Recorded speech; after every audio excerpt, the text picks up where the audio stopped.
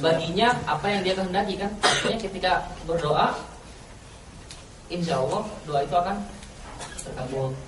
Dan tadi sudah kita hitung bersama, pas 9 bulan setelah beliau minum air Zam-Zam, langsung lahir bukan orang biasa, tapi seorang alim, ulama.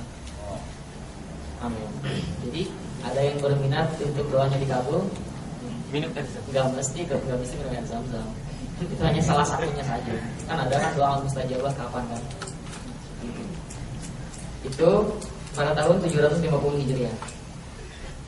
Kemudian lahir Ibnu Jazari pada tahun tanggal 25 Ramadan satu tahun berikutnya atau 751 Hijriah. Kemudian beliau menyelesaikan Hifdzul Quran 13 tahun. 13 tahun selesai hafalan Quran. Mungkin kalau di negara Arab saat itu mungkin hal yang biasa.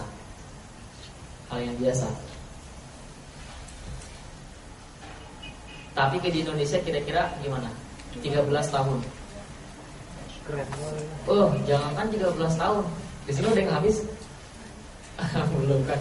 Di sini umur yang paling muda berapa? Ada yang 30 tahun. Yang paling muda berapa? Sudah berapa hafalannya? 13 tahun selesai hafal Quran. Imam Syafi'i berapa tahun? 6. 7. 9 jelas ya, di bawah 9 tahun. Orang-orang terdahulu dan orang-orang Arab memang sekarang juga nih, kalau misalkan antum tanya ke orang Mesir, yang misalkan antum punya kenalan orang Mesir, itu habis Quran, walaupun dulu pas lagi di SD, sekarang udah pernah murojaah, udah hilang semua hafalan. Ya memang mereka manhajnya di SD-nya itu hafalan Al-Quran itu, walaupun hanya hafalan saja, nggak ada berpikir ke tilawah, tahsin tilawahnya. Selesai hafalan Al-Quran, umur 13 tahun, mulai menjadi imam besar atau imam sholat pada usia 14 tahun. Pernah jadi imam Masjid Agung Medan? Pernah? Belum? Kalau yang hot, imam buat anaknya. Yang udah punya anak? Belum? Sip, calonnya. Ada yang pernah jadi imam di salah satu masjid? Imam masjid ada? Yang paling muda di sini berapa sih? Dari panitia berapa yang paling muda umur?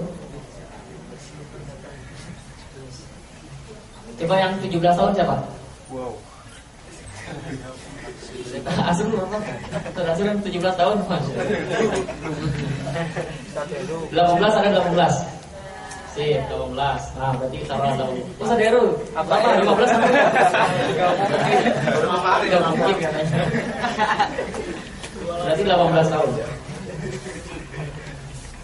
14 tahun sudah menjadi imam masjid. Kemudian setelah selesai satu riwayat, beliau melanjutkan ke riwayat yang lain. Langsung mulai belajar riwayat ini, riwayat itu terhadap atau ala masyayikh syatta, maksudnya terhadap syekh-syekh yang ada di wilayahnya saat itu. 15 tahun sudah ngambil qiraat. Untung 20 tahun ngambil apa? Ilmu tafsir. Oh, mantap itu. Ngambil qiraat. Setelah selesai mengambil qiraat ifrad, kemudian beliau mengambil jamak secara jamak. Maksudnya jamak di sini adalah mempelajari satu kitab yang mana dalam kitab tersebut itu rumus-rumus tentang qiraat-qiraat yang ada di seluruh dunia atau di mana Al-Quran itu diturunkan, beliau pelajari dalam satu kitab. Contoh misalkan mengambil qiraat di mudhamman kitab Syatibiyah. Berarti beliau mempelajari qiraat sab'ah.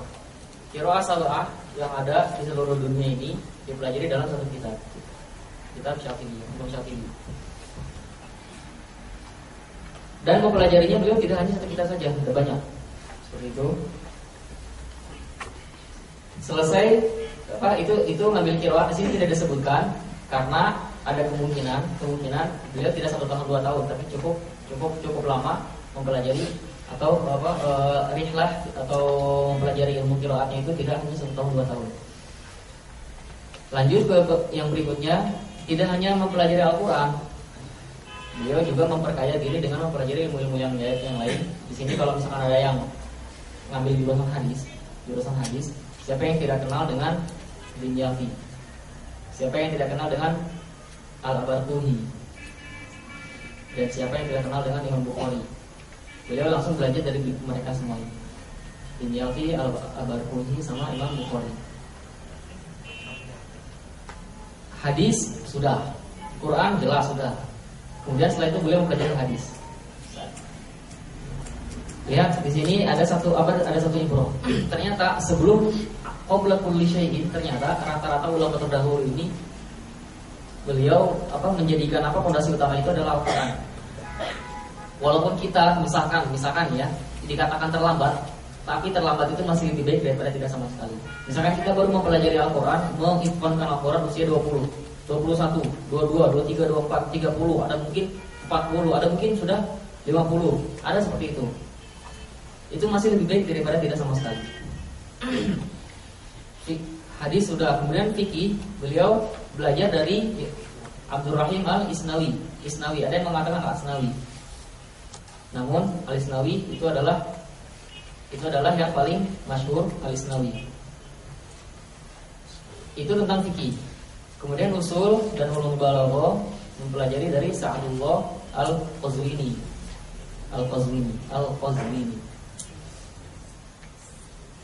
Dan yang terakhir Imam Ibnu Katsir. Siapa yang tidak kenal Ibnu Katsir? Sahibu tafsir Ibnu Katsir. Dan juga siapa yang tidak kenal dengan Imam Al-Bultini, yaitu istilahnya imam besar di Masjid Baitul Maqdis di Palestina, memberikan ijazah ifta.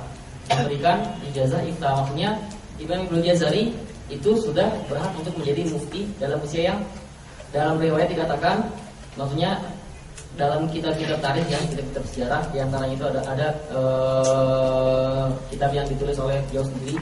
Namun yang menuliskan sejarah tentang beliau bukan beliaunya langsung, dikatakan ayahnya, ada juga ditambahkan oleh anaknya. Kitab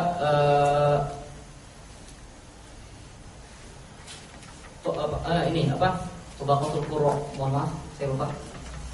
Di sini ada di paling belakang Ghayatul Nihayah fi Tabaqatul Qurra. Di rumah ada kitabnya kalau misalnya ada yang ingin mempelajari tentang silsilah orang-orang ahlul Quran dari mulai asli sahabat sampai zaman beliau, ada dalam kitab Ghayatul Nihayah fi Tabaqatul Qurra.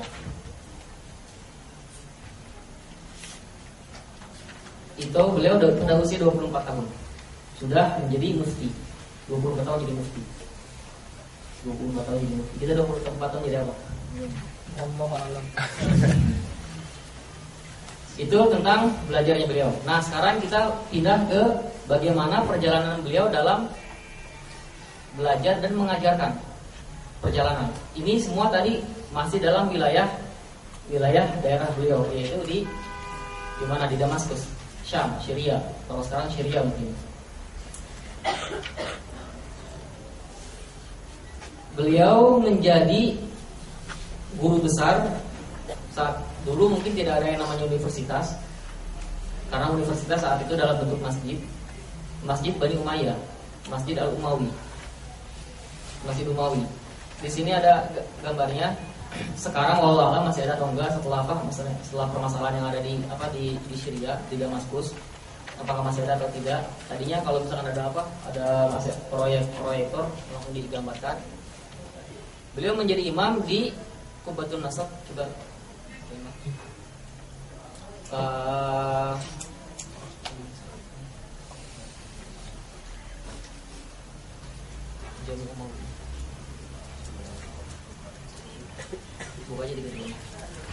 kalau sekarang mungkin masih ada azharnya. Setiap orang yang duduk di situ untuk mengajar itu kan tidak sembarangan kan, tapi orang-orang yang luar biasa, ya kan, seperti itu.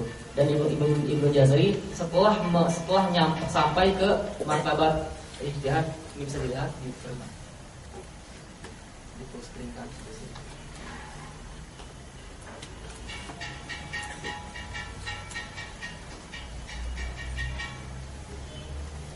Itu adalah Jami' Al-Umawi, terlihat masih kokoh walaupun sudah ratusan tahun. Jami Umayyah adalah sentralnya dinasti Bani Umayyah saat itu. Dan di tengah-tengah situ, di tengah-tengah lihat ada satu kubah, itulah yang dinamakan Kubatun Nasr. Kalau antum pernah misalkan ada yang pernah ke Syria, pernah ke Damaskus, insya Allah ini mungkin saat itu masih ada. Namun sekarang wallahu a'lam masih ada atau tidak. Semoga saja masih ada ya. Di sini beliau menjadi salah satu tenaga pengajar, guru besar. Kemudian wabana fiha di Damaskus mendirikan satu lembaga pendidikan yaitu Darul Quran itu. Itu tentang sejarah beliau di Damaskus. Sekarang masuk ke beliau ke Turki. Mulai ini perjalanan beliau rihlah fi ta'limil ilmi. Ya. Tanya sini baru dijelaskan saja. Perhatikan. Saat itu sedang dalam masa dinasti Bani Umayyah yang dipimpin oleh Sultan Bayazid Khan. Ada yang pernah mendengar? Bayazid Khan itu ternyata bagus juga ya. Khan. Tadinya saya kira Khanova itu nggak ada artinya. Ternyata Khan keren kan, walaupun ada Genghis Khan kan. Tapi nggak apa-apa, ternyata keren juga.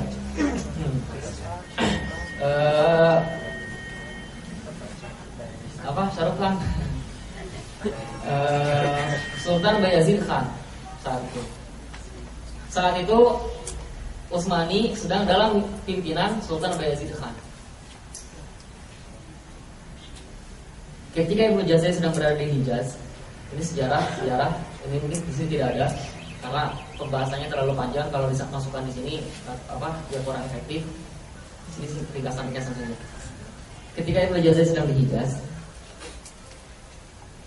ada orang-orang atau misalkan istilahnya apa? Kan ketika di Hijaz haji, beliau sedang haji ya, sedang melaksanakan ibadah haji. Orang-orang itu kan datang dari seluruh penjuru dunia. Kemudian